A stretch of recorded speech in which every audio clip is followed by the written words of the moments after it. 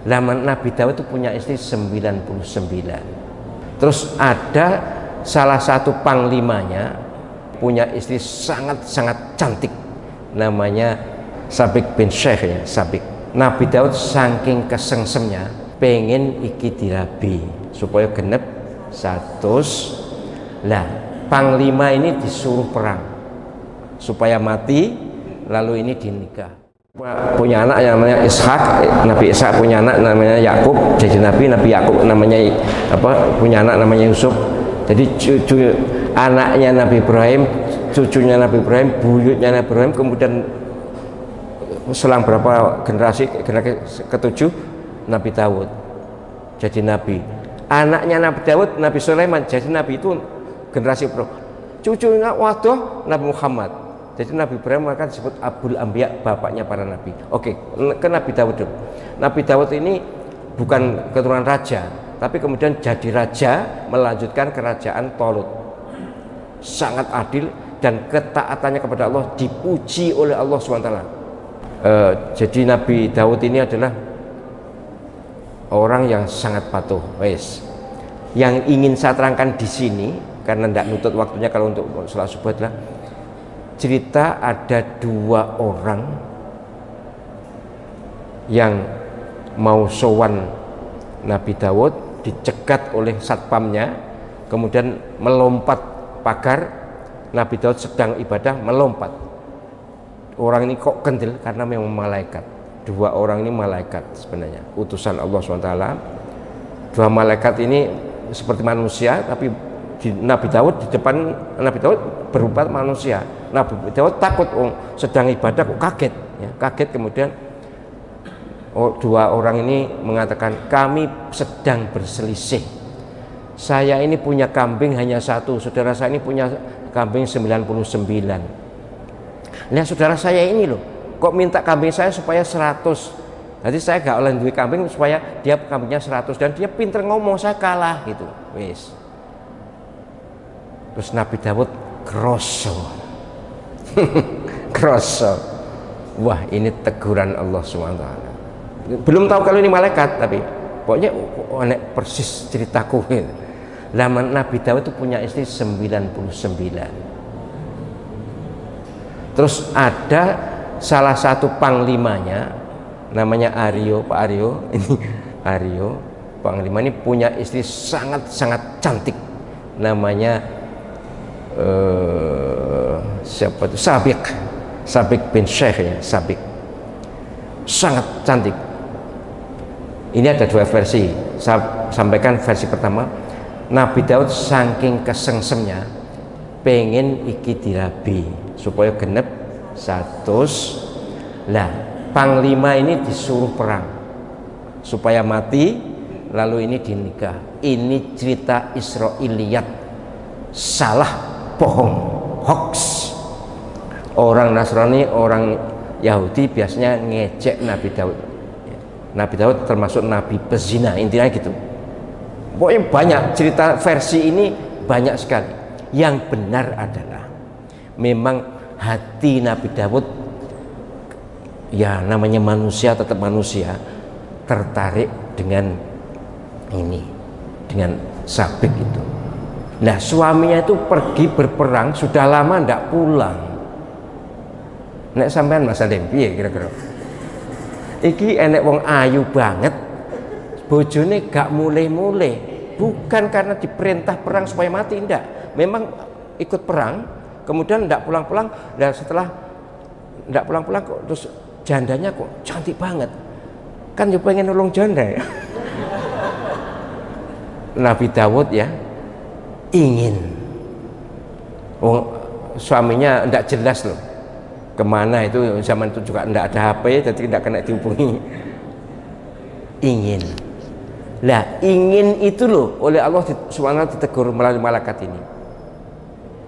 Enek wong duwe dosa 99, enek wong situ kon arep dipek pisan. Langsung Nabi Daud kroso, terus mohon ampun, istighfar, sujud 40 hari 40 malam. Coba ya, tentu diselani nguyuh makan banget ya, tapi artinya selama 40 hari tobat hanya untuk satu, belum salah, belum dosa itu. Cik batin tok, gak kaya wong anu iku. Terus fastaghfara rabbahu wa kharra raki'an wa anab. Jadi bertaubat, sujud, mohon ampun. Ini Nabi Daud. Jadi Nabi Daud tetap bersih dan yang membersihkan Allah Subhanahu wa taala bahwa tidak bersalah tapi kroso. Nabi Daud gitu. Jadi waktu lagi aku sing disinggung gitu. Maka Allah Subhanahu wa taala wa dzanna Dawudu annama fatannahu fastaghfara rabbahu wa kharra raki'an wa anab. Itu ayat sudah di, maka tadi kemarin juga saya ajak sujud tapi saya lupa ndak ngajak. Tapi ini Nabi Daud mohon ampun dan sujudnya 40 hari. Pun itu aja yang terkait dengan Nabi Daud. Nanti berikutnya Nabi Sulaiman, tapi ini tentang itu penjelasan. Kalau membaca di YouTube, membaca di online, jangan ngandel. Banyak yang, ya mohon maaf juga ya, itu jelas hadis Israiliyat, tapi di At-Tabari ada, tafsir At-Tabari ada juga.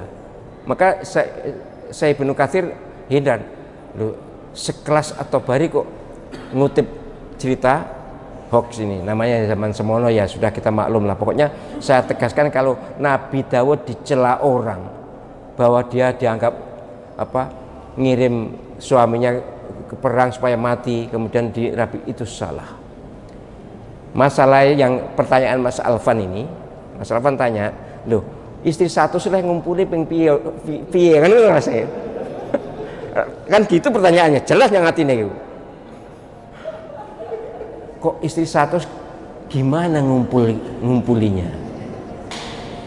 Nabi Sulaiman bahkan dalam riwayat Nabi Sulaiman itu 1000, yang 700 istri, yang 300 selir, dan waktu itu tidak tercela.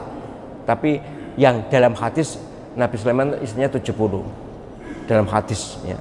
Tapi bukan, ya sudahlah istri berapapun itu urusan beliau-beliau, yang jelas beliau adalah Rasul yang terpuji akhlaknya, yang terpuji perilakunya, tidak tercela, tidak punya dosa.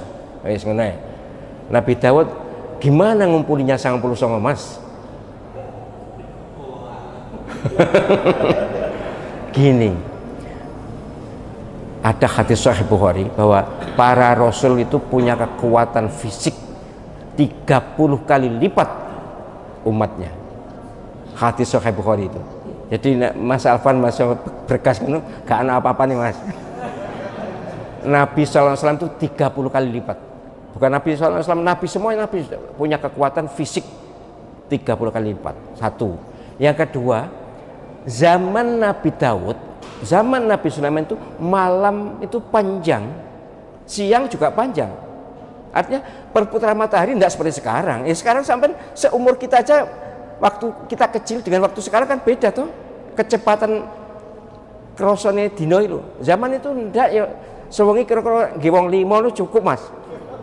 Gak wong 5 nak, Nabi Sulaiman satu malam 70 kok. Ada hadisnya itu.